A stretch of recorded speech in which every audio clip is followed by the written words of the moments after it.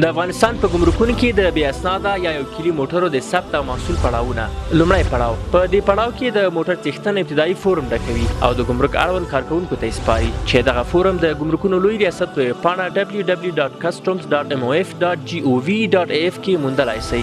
دوهم پړاو د ګمرک کارکونکي د ورځې په اوږدو کې ټول ترلاسه شوي ابتدایي فورمونه د جدول په ډول ترتیبوي او وروسته یې په رسمي توګه د ټرافیکو او استخباراتو ریاستونو ته استوي. دریم پړاو له دې وروسته چې ګمرک د ټرافیکو او استخباراتو ریاستونو څخه ځواب ترلاسه کړ، ټاکل شوی پلاوی په واحد کاري مرکز کې د موټر تخنیکي معاینه ترسره کوي چې له تخنیکي معاینې وروسته د موټر په اړه د جنایي ریاست ته استعلام لیږل کیږي. څلورم پړاو کله چې د ګمرک کارکونکو د استعلام ځواب ترلاسه کړ، یا کارکونکي دغه موټر محصولوي چې بیا د ټرافیکو ریاست یې تعرفه ترتیبوي او د موټر څښتن ته سپاري. پنځم پړاو کله چې د موټر د څښتن له لوري د ټرافیکو ریاست اړوند تعرفه تحویل شوه، موټر له ګمرک څخه وتلو ته چمتو کیږي او څښتن یې کولای شي چې خپل موټر له ګمرک څخه بهر کړي.